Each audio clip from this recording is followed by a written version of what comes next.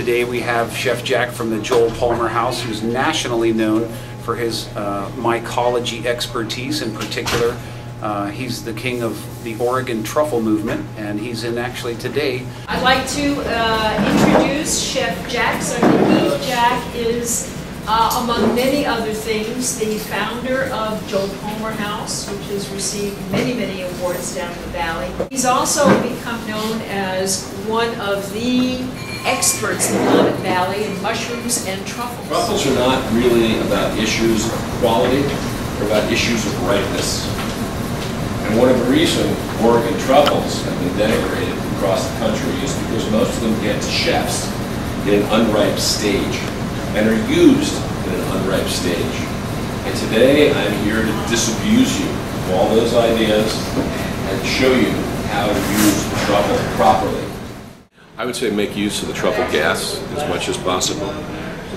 Use the infusion recipes that I gave the students today for butter, cheese, and the most important thing is don't simply chop up truffles and add them in as an afterthought. Think about their flavor and how those flavors infuse into other flavors like meat, eggs, and cheese. You pick a mushroom, you bring it back into a kitchen, it's not going to change.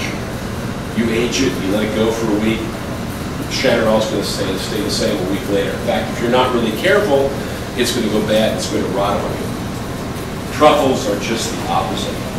Truffles go through a profound change, even after they're done. Don't ever send out anything that you haven't tasted or tried yourself. If it doesn't taste good to you, you can't possibly expect it to taste good to your customer. Be true to your palate. Use that as your final arbiter. Make sure that's the only serious criteria you ever use, and you'll be fine if you do that. You'll end up pleasing a lot of people. In addition to Jack coming out from Oregon Truffle Oil, we put together an original recipe contest for our students, and here are some of the recipes and dishes that they've created. I made a Culinary soup with rosemary and a puree of chanterelle and portobello mushrooms, celery root, and bacon. Garnishing that is a bed of microgreens with sauteed mushrooms, bacon, and white truffles with a little bit of white truffle oil vinegar. The soup I thought was particularly effective, and the truffle flavor was buttressed by the bacon. What we have here is a braised beef short rib with a truffle risotto, a truffle sauce on top of the beef short rib, truffle rolled omelet, tamagoyaki, Japanese style, and little sweet potato frizzles that with truffle oil tossed. Short rib dish was a really nice rendition of the black truffle flavor as well. That was very successful. My dish is a roasted pork tenderloin stuffed with a mushroom and truffle pesto, and it's served on a hazelnut spinach salad with a raspberry truffle vinaigrette and some dried cranberries. The third dish was the was a greens dish with some white truffle vinaigrette that I thought was nicely done as well. This is my truffle short rib balloon. It's a play on the word balloon because it looks kind of light and fluffy, but it's actually very dense.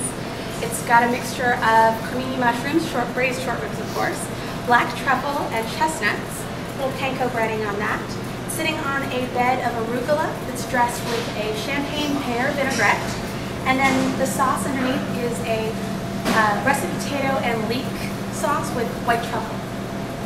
It's also garnished with a little bit of parmesan and some black truffle too. I was very impressed by what the students did with the truffles that they had.